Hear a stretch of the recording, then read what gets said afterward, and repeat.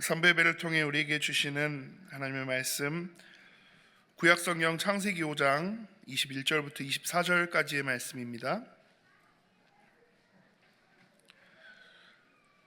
구약성경 창세기 5장 21절에서 24절의 말씀 제가 봉독합니다. 에녹은 65세에 무두셀라를 낳았고 무두셀라를 낳은 후 300년을 하나님과 동행하며 자녀들을 낳았으며 그는 365세를 살았더라. 에녹이 하나님과 동행하더니 하나님이 그를 데려가심으로 세상에 있지 아니하였더라. 아멘. 나영화 목사님 나오셔서 에녹 제목으로 말씀 주시겠습니다. 더위가 좀 가시기 시작하죠? 그래서 여러분들 얼굴이 훨씬 더 시원해 보입니다. 고맙습니다. 근데 지금 이 앞자리가 꼭 비었거든요. 여기 앞자리를 채워줘야 되는데 이 앞자리 채울 성도가 누구냐 하면 김유담이에요. 그 관련된 전도사님은 꼭 유담이를 다음 달에는 앞에다 앉혀놓으세요. 내가 찾는 성도가 있거든요. 아이들이 참 귀한 성도예요.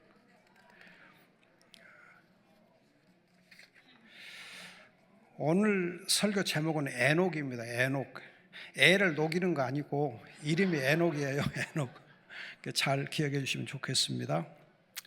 에녹은 성경상의 그 나타난 족보를 따져서만 보면은 아담의 제 7대 손입니다. 7대 손이라고 하는 것은 아담으로부터 그렇게 오랜 세월이 흐르지 아니한 때에 살았던 사람이다. 그러니까 아담하고 연대사로 보면 그렇게 많지 않거든요. 그러니까 인류가 이 땅에 생겨난 지 얼마 안 되어서 이 에녹이 살았었다 볼 수 있거든요. 그런데 여러분 한 가지 이제 주의할 것은 제가 얘기해놓고 보니까 좀 여러분들 오해가 있을 수도 있겠는데 성경의 족보는 그 사실대로 다 기록해 놓은 족보가 아니고 그러니까 하나도 빠짐없이 다 기록해 놓은 거 아니고 빠진 것이 굉장히 많습니다. 우리가 알지 못하게 족보에는 빠져 있는 그런 사람들이 엄청 많아요. 그래서 이 족보대로 연대를 계산하면 안 됩니다. 그러니까 에녹이 아담의 7대 후손이라고 해서 그렇게 오랜 세월이 안 흘렀을 것이다 그런 추측은 하지 마세요. 여러분들 오해할 것 같아서 말씀을 드리는데 얼마 동안 이렇게 에녹과 아담 사이에 시간이 흘렀는지 그건 계산이 안 됩니다. 그걸 주의하셔야 돼요. 그래서 이 성경에서 보면은 인류의 연대, 인류가 언제 태어났을까, 언제 시작됐을까, 아담을 창조한 때가 언제일까 계산 못해요. 그러니까 여러분들 그 계산하면 안 돼요. 그리고 이제 여러분들이 또 성경에서 이 족보를 얘기할 때에는 하나님께서 어떻게 구원을 하고 계신가, 하나님 구원 역사를 보여주기 위해서 하는 것이지 족보 자체를 이렇게 강조하기 위해서 한 거 아닙니다. 그래서 여러분들이 족보를 너무 이렇게 사실적인 것으로 생각하거나 족보를 너무 중요하게 여기거나 그렇지는 않았으면 좋겠다 싶어집니다. 아무튼 이 에녹을 제가 왜 골랐냐 하면은 지난달에 제가 설교하고 나서 다음 달은 뭘 설교해드리면 좋을까요? 했더니 어떤 분이 그러더라고요. 그냥 일상생활 속에서 어떻게 믿음 생활하는 게 잘하는 건가 그걸 한번 얘기해 주면 말씀해 주면 좋겠습니다. 그래서 에녹을 택한 거예요.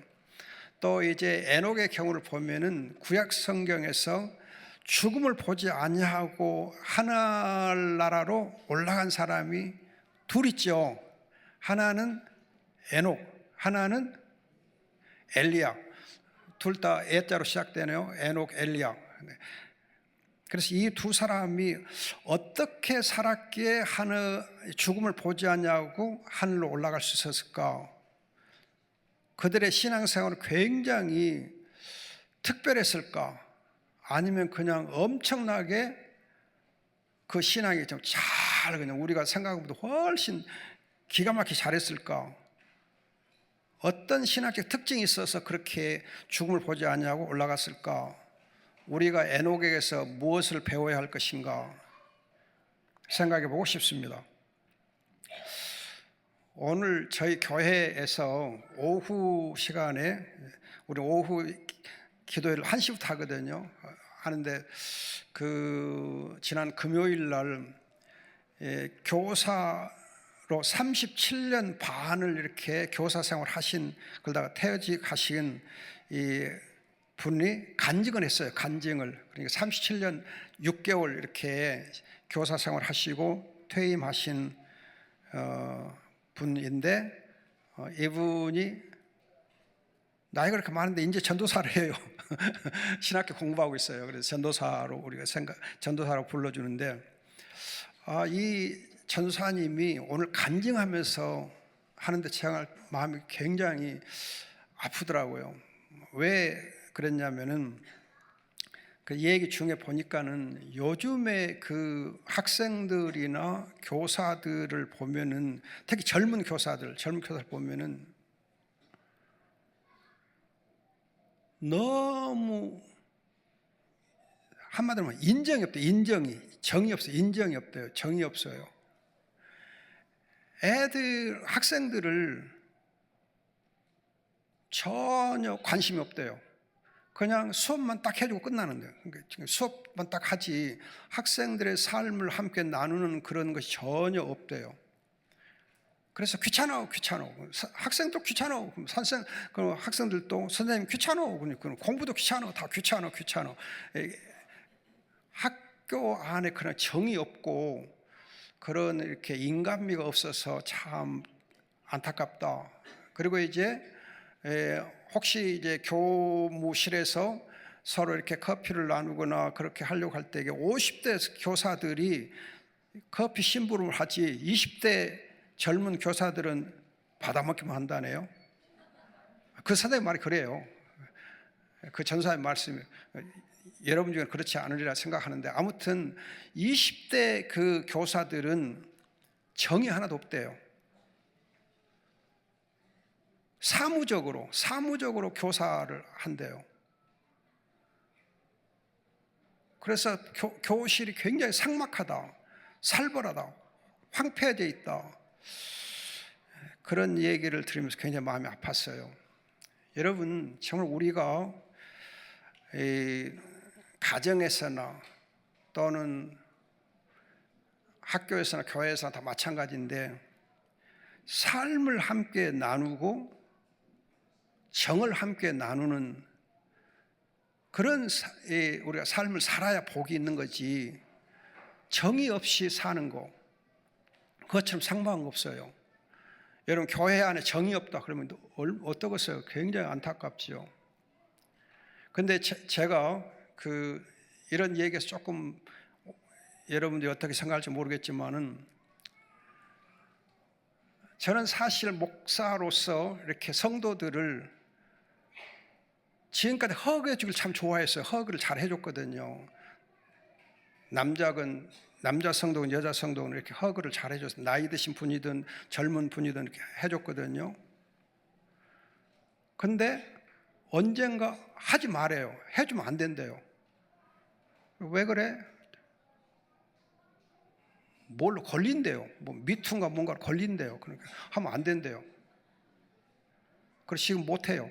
안 해요. 오해받으면 안 되니까. 잘못은 고소한대요. 그럼 목사님 곤란해져요. 목사님 잘못은 쫓겨나요. 그렇게 지금 참 목회 현장이 살벌해져 있고 학교 현장도 살벌해져 있고 그런 안타까운 현실을 보면서 안타까워요. 여러분 에녹의 시대적 배경을 보면은 유다서 1장 14절 16절인데 거기 보면은 사람들이 불평과 불만을 쏟아냈고 불경건한 말, 사나운 말을 함부로 한다 그랬어요. 굉장히 사납게 말을 하고 불경건하게 말을 하고 불만과 불평을 토해서 정말 살벌한 그런 환경, 세상에는 완전히 굉장히 살벌한 그런 이제 때가 바로 에녹의 시대적 배경입니다. 여러분, 유다서는 요한계시록 바로 앞에 있는 서신이거든요. 이걸 보면 하나님께서 성경을 통해서 우리에게 말씀해 주실 때에 요한계시록 앞에 유다서니까 어떻게 보면 마지막으로 하나님 우리에게 말씀하시는 말씀이거든요. 마지막으로 한다는 이 사실은 굉장히 하나님께서 말씀을 애껴두다가 마지막으로 하는 말씀이거든요. 그러니까 어떻게 보면 하나님께서 최후로 결론적으로 하시는 말씀이 어떻게 보면 유다서예요. 결론적으로 하는 말씀이. 그러니까 이 유다서가 어떻게 보면 하나님 편에서 보면 굉장히 의미가 있는 서신이에요. 근데 그 서신에서 에녹의 시대를 얘기하면서 그 시대가 불평, 불만, 거칠게 말하고 사납게 말하고 원망하고 한다 말씀한 것은 지금 우리가 살고 있는 시대가 정말 하나님이 사랑하시는 이 교회를 통해서 우리가 볼 때 지금 유다서는 여러분 교회에게 쓴 편지이지 세상 사람 쓴 편지가 아니거든요. 교회를 향해 쓴 편지이지 세상 사람들 향해 쓴 편지가 아니에요. 교회를 향해서 말씀하면서 야 정말 지금 하나님의 사람들을 하는 자들이 이렇게 불평과 불만과 출애굽 시대는 말도 그 비교도 안 되게 불평, 불만, 사납게 거칠게 말한다. 원망이 많다. 즉 불경건하게 말한다는 말은 하나님의 은혜를 알지 못한다는 거예요. 오늘 아까 찬양하는 중에 그리스도의 눈물을 우리가 기억해야 한다 그랬는데 그리스도의 눈물을 알지 못하는 거예요. 그리스도의 눈물을 알지 못하는 거예요. 여러분들이 그리스도께서 왜 눈물을 흘리실까? 나를 보시고 왜 눈물을 흘리실까? 그리스도가 나를 보고 눈물을 흘리신다면 왜 눈물을 흘리실까? 한번 생각해 보세요. 왜 그리스도가 나를 보고 눈물을 흘리실까? 그럼 여러분 비유적으로 여러분들이 부모로서 자녀들이 어떤 상황을 보고 눈물을 흘리신가, 자녀들이 어떤 때 눈물을 흘리신가 한번 생각해 보세요. 자녀들이 어떤 상황이 있을 때 부모로서 내가 눈물을 흘리는가, 정말 안타깝게 눈물을 흘리는가.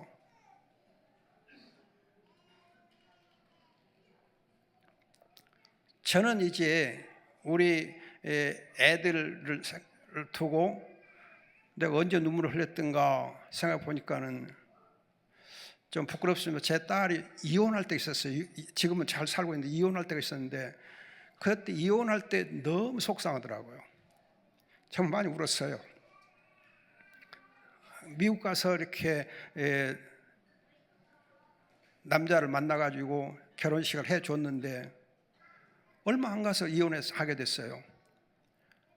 여러분 객지에 가서 혼자서 외롭게 사는데 남편 의지하고 살아야 되는데 남편하고 마음이 안 맞아서 결국은 이혼하게 될 때 얼마나 마음이 아파요.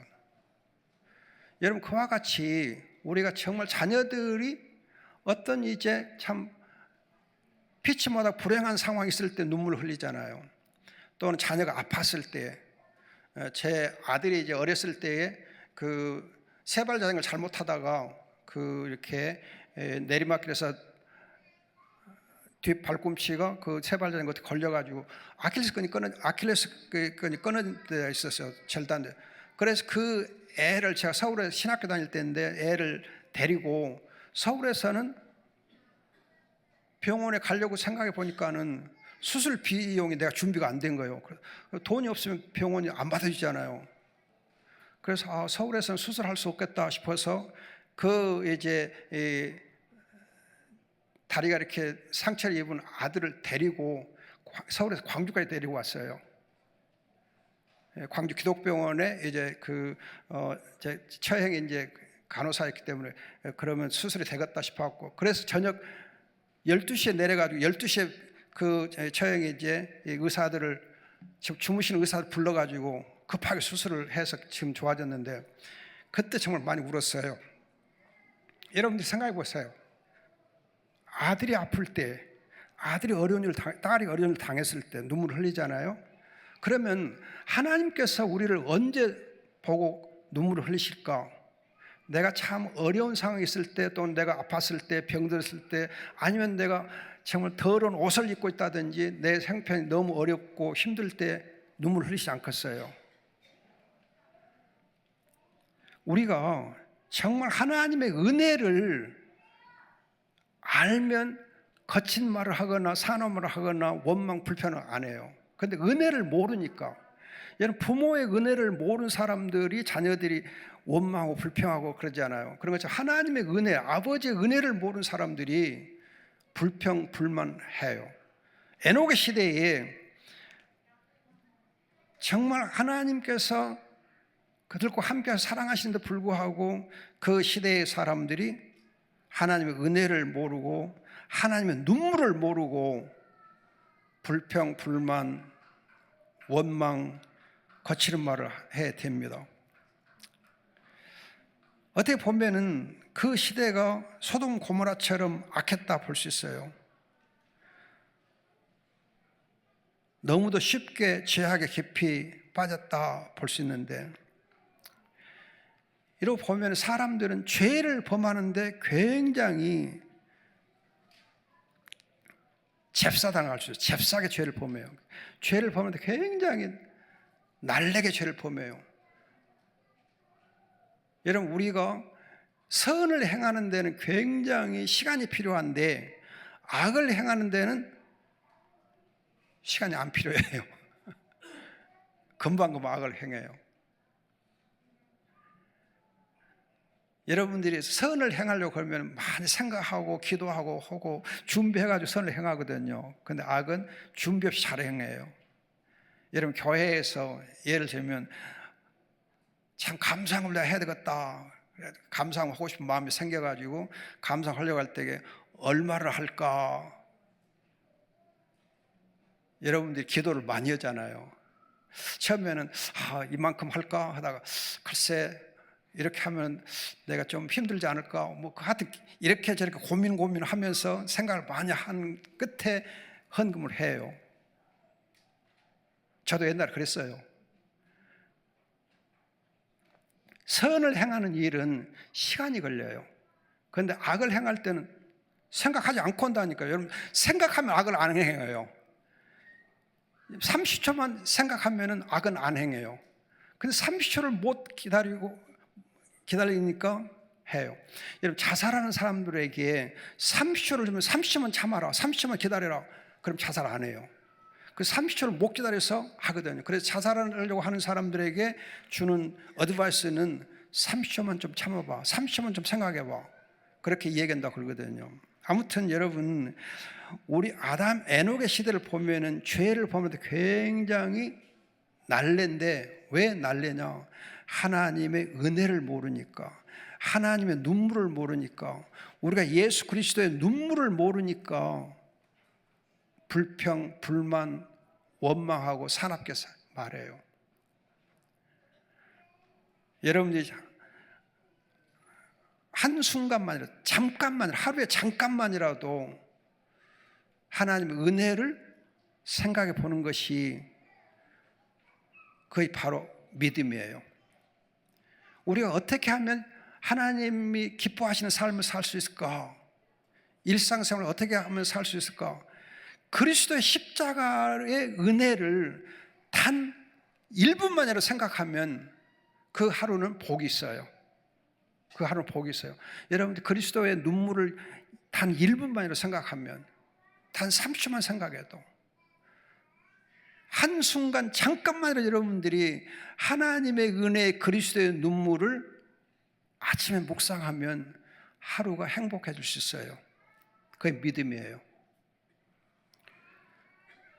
그럼 여러분, 에녹이 이제 하나님 은혜라고 행할 때 어떻게 구체적으로 행했느냐?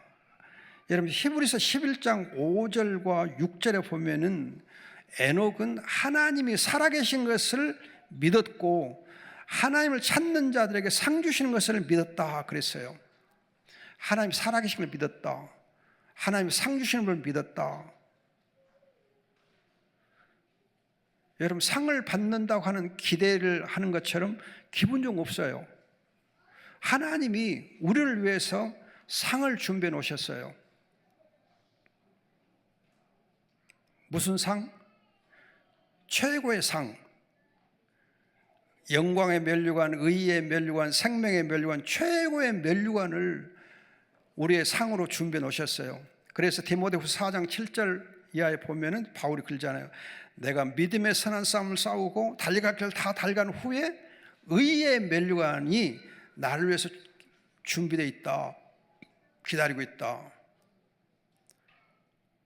요한계시 보면은 이기는 자에게는 생명의 면류관을 주신다 그래요. 면류관, 최고의 면류관이라는 상이 준비되어 있어요. 여러분, 마라톤 선수들에게 전통적으로 보면은 이 월계관을 씌워주잖아요. 그럼 월계관 보면 값으로 치면, 돈으로 치면 그 몇 푼 안 되잖아요. 그런데 많은 사람, 많은 이 운동 선수들이 그 마라톤 하는 분들이 그 월계관을 한번 받아쓰기 위해서 얼마나 많이 피땀 나는 훈련을 하고 또 42km를 달려요. 완주를 해요. 있는 힘을 다해서. 상이 그렇게 좋은 거예요. 상은 값으로 칠 수 있는 거 아니에요. 상은 엄청 좋은 거예요. 여러분들이 혹시 교회에서 상을 받았다. 그럼 그 상이 얼마나 귀해요. 값으로 따지지 마세요. 그냥 값으로 따지지 마세요. 상 자체가 정말 귀한 거예요. 에녹은 하나님이 살아계신 것과 하나님이 그를 찾는 자에게 상 주심을 믿었어요. 이 믿음 가지고 그는 어떻게 살았느냐? 5장 여러분들이 24절 보면은 하나님과 동행하더니 그 앞에 22절에는 하나님과 동행하면서 자녀들을 낳았다 그래요. 하나님과 동행하면서 자녀들을 낳았다. 이 말을 순서를 좀 뒤집어서 얘기해 보면 자녀들을 낳고서 기르는 가운데 하나님과 동행했다. 자녀들을 낳고 자녀들을 기르면서 하나님과 동행했다. 더 요약하면 자녀들과 함께 하나님과 동행했다 그거예요. 자녀들과 함께 하나님과 동행했다. 자녀들과 함께 하나님과 동행했다. 그러니까 에녹의 신앙이 하나님 보시기 정말 아름답고 귀했던 것은 자녀들과 함께 하나님과 동행했기 때문이에요. 자녀들과 함께. 제가 유다미를 찾는 것은 여러분 어린 아이들과 함께 예배를 드린 것이 하나님 보시기 좋은 거예요. 아름다운 거예요. 자녀들과 함께 하나님과 동행해야 돼요. 함께 예배를 해야 돼요. 여러분들이 어른들만 예배 드리려고 하면 안 되고 애들도 함께 예배를 드리는 거. 본래 전통적인 우리 예배는요, 어린아이과 가족이 함께 예배를 드리게 돼 있어요. 그 전통적 예배예요. 근데 우리는 지금 그냥 어른들만 예배 드리고 애들은 그냥 주일학교 가서 예배 드리고 그 성경 공부하고 그렇게 돼 있는데 본래는 가족이 함께 예배드리게 돼 있어요. 그게 전통적 예배예요. 그러니까 가능하면 여러분들이 애들하고 같이 예배드리면 좋아요. 애들이 좀 떠들고 한 것 같아도 좋은 거요. 시끌벅적해야 가족이지. 그냥 여러분 그냥 너무 조용하게, 그건 아니에요. 여러분들이 지금 예배드릴 때 조용하게 지금 아주 얌전하게 예배를 드리시는데 이것이 이제 길들여져 있는데 그렇다고 이것이 꼭 모범적인 예배냐? 아니라니까요. 밥도 먹고 시끄럽게 숟가락질도 하고 뭐 잡담도 하고, 그 잡담하라면 아니고 아무튼 여러분들이 예배는 이렇게 즐겁게 드리는 거예요. 가족과 함께. 그래서 에녹의 신앙생활을 한마디로 자녀들과 함께 동행했다는 거예요. 자녀들과 함께. 여러분 생각해 보세요. 우리의 자녀들이 신앙생활을 얼마나 잘하고 있는가? 내가 자녀들에게 신앙적으로 본을 보여서 선한 영향을 미쳐서 자녀들이 나보다 더 신앙생활을 잘하는 것처럼 보이는가? 아니면은 아이고 내 새끼들 보면은 아이고 이놈들이 신앙생활이 엉망진창이요 그렇게 보이는가? 만일에 우리의 자녀들의 신앙생활이 엉망진창으로 보인다 하면은 누구에게 책임 있어요? 애들한테 책임 있나요? 부모한테 책임 있나요? 제 생각은 부모한테 책임 있다고 생각해요. 부모한테 책임 있다. 부모가 자녀과 함께 하나님과 동행했으면 자녀들이 신앙생활을 엉망일 수 없거든요. 근데 부모님들이 자녀들은 내 팽개쳐 놓고 나 혼자만 신앙생활을 한다고 하는 것 때문에 그런 거예요. 나 혼자만 신앙을 하려고 하다 보니까는 자녀들은 자녀과 함께 신앙생활 안 하고 하나님과 동행하는 걸 안 하니까 그게 관심이 없다 보니까 내가 내 신앙생활을 하기도 벅찬데 자녀들 신앙까지 내가 어떻게 신경 쓰냐, 그런 생각을 가지면은 안 되지요. 여러분들이 내 신앙을 잘 지키려면은 자녀들이 신앙생활 잘 해야 내 신앙도 잘 지켜져요. 자녀들과 함께 동행해야 여러분도 내 신앙생활 잘 할 수 있어요. 자녀들이 없이 신앙생활 하면은 잘할 것 같지만 아니에요. 여러분, 지금 제가 가끔 말씀드린 거지만은 우리나라가 어떻게 된 파인지 지금 이 젊은 친구들이 결혼도 안 하고 또 결혼해도 애도 안 낳겠다 그러고 뭐 강아지나 키우겠다 그러고 애 키우는 대신에 강아지 키우겠다 그래요. 지금 드라마 보면 많이 나오더라고요. 그것이 일반화되어 있어. 일반화되어 있어. 애 키우기보다 강아지 키우기 더 좋아. 그것처럼 망할 생각이 없어요. 그건 정말 우리의 미래를 망쳐놓는 거예요. 우리 가정을 망치는 거예요. 우리 자신을 망치는 거예요. 자녀 없는 여러분 가정 생활을 생각하는 것은 또 하나님께서 어떤 뜻이 있어서 어떤 부부에게는 자녀가 없을 수도 있지만은 그럴 경우에는 하여튼 입양이라도 하든지 아니면 교회 와서 주일학교나 잘 하든지 해서 하여튼 자녀들과 함께 하나님과 동행하는 게 필요해요. 어떻게 해서든지 자녀를 낳아야 돼. 결혼을 해야 돼. 그래야 여러분 하나님께서 우리가 동행한다니까, 우리가 하나님과 동행할 수 있다니까요. 자녀가 없이 하나님과 동행한다, 그것은 말이 안 되는 거예요. 에녹의 경우를 보면. 그래서 여러분들이 자녀들과 함께 하나님과 동행하는 구체적인 방법은 가정예배예요. 가정예배. 가정예배. 자녀들과 함께 손에 손을 잡고 기도를 해요. 밥 먹을 때 같이 기도를 해요. 밥상 가서 기도를 해요. 또 이 시간 내서 아침에 잠깐이라도 같이 말씀 나누어요. 기도해요. 찬양 한번 같이 해요. 그렇게 여러분들이 짧은 시간을 내서라도 가정에서 예배를 드리고 자녀과 함께 예배를 드리고 가정 예배를 드리면 하나님과 동행하게 돼요. 그게 하나님과 동행하는 구체적인 방법이에요. 여러분들이 기도할 때 자녀들을 위해서 기도를 많이 하실 거예요. 자녀들을 위해서 기도를 많이 해요. 좋아요. 그러나 여러분들이 혼자 있을 때 자녀들을 위해서 기도하는 것하고 자녀들의 손을 잡고 함께 기도하는 거 달라요.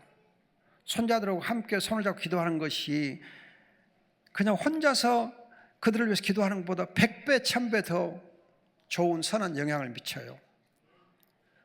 우리 애들이 지금 부산에 있는데 부산 가면 같이 예배 드리고 우리 손녀들 이러고 밥상에서 같이 같이 기도해주고 또 저녁에 잠잘 때 또 기도도 해주고 하면서 하여튼 틈나도 기도를 해줘요.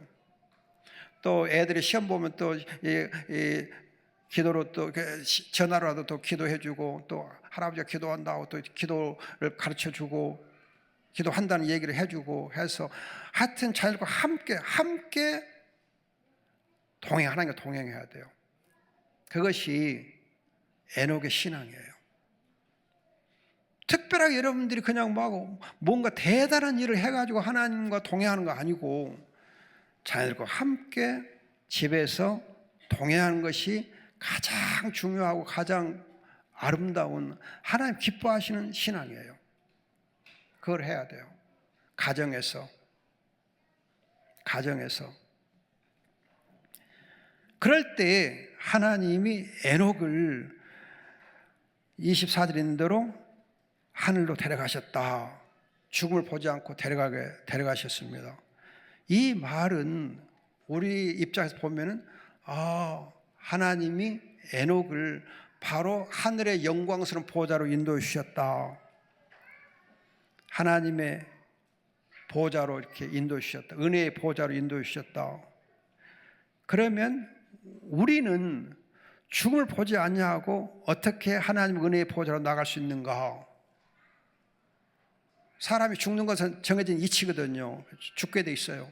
그런데 죽더라도 어떻게 하나님의 영광스러운 은혜의 보좌로 나갈 수 있는가? 믿음으로, 은혜로, 우리 예수님과 함께 하면은 여기서 지금 하나님의 은혜의 보좌를 사모하고 그 은혜의 보좌를 우리 바라볼 수 있습니다. 은혜의 보좌에 여러분 에베소서 2장 보면 은혜의 보좌에 이미 앉아있다 그래요. 이미 앉아있다. 그리스도와 함께 이미 은혜의 보좌에 앉아서 거기에서 하나님의 영광을 보고 즐거워한다 그래요. 내가 육신의 몸으로는 하늘 보좌에 가 있지 아니하지만 믿음으로 우리가 하나님의 은혜의 보좌에 함께 앉아서 주의 영광을 보며 즐거워할 수 있습니다. 믿음으로 하나님의 은혜로 그 영광의 보좌를 누릴 수가 있어요. 여러분 하나님의 보좌를 내가 육신적으로 가려고 생각하지 마시고 믿음으로 그 하나님의 영광의 보좌를 보고 누리는 거예요. 보좌의 축복을 누릴 수 있는 겁니다. 믿음으로. 그래서 오늘 제가 여러분들에게 말씀드리고 하는 포인트는 에녹, 하나님이 사랑하시는 그 에녹, 믿음의 사람, 그의 믿음이 어떤 점에서 우리의 본이 되는가, 어떤 특별한 것이 있는가? 아니에요. 특별한 게 있는 거 아니고 집에서, 가정에서 자녀들과 함께 동행함으로 그가 하늘의 영광의 보좌로 인도함을 받습니다. 이것이 우리가 정말 추구해야 될 가장 아름다운 믿음이에요. 믿음 생활이에요. 여러분 아무리 목사가 교회에서 목회를 잘하는 것 같고 대성공 같아도 가정에서 자녀들과 함께 동행하지 못했다고 한다면, 즉 자녀들의 신앙 교육에 그 목사님이 실패했다고 한다면 그 목회는 실패한 거예요. 실패한 거예요. 아무리 교회에서 사랑 같아도 아니에요. 여러분 사람을 평가할 때에는 앞을 보고 평가하지 말고 뒷꼭지를 보고 평가해야 돼. 무슨 말인지 알겠어요? 사람을 앞에서 평가하면 안 되고 뒷모습으로 평가해야 돼요. 즉 그 사람이 어떻게 살아왔는가를 다 살아온 것을 보고 뒷끝을 보고 하는 거예요. 그래서 여러분 끝이 좋아야 뭐요? 모든 것이 좋은 거예요. 끝이 좋아야 모든 것이 좋아요. 뒷꼭지가 이뻐야 다 이쁜 거예요. 여러분 사람 앞 얼굴 보고 평가하면 안 되고 뒷꼭지 보고 평가해야 돼. 사람이 어떻게 지금 살고 있는가를 놓고 평가하는 거 아니고 그가 어떻게 살아왔는가, 살아온 뒷끝을 보고 평가를 하는 거예요. 그럼 평가할 때 그가 어떻게 가정에서 잘 함께 동행했는가, 그걸 보고 그 사람을 평가해요. 그래서 농사 중에 여러분 최고의 농사가 뭐예요? 농사 중 최고의 농사가 뭐예요? 배농사? 콩농사? 자식농사잖아요. 자식농사가 최고의 농사예요. 그래서 여러분들이 자식농사 잘 하시려면은 자녀들과 함께 하나님과 동행하는 그런 믿음의 생활을 꼭 하셔서 영광 돌리기를 바랍니다. 기도하겠습니다.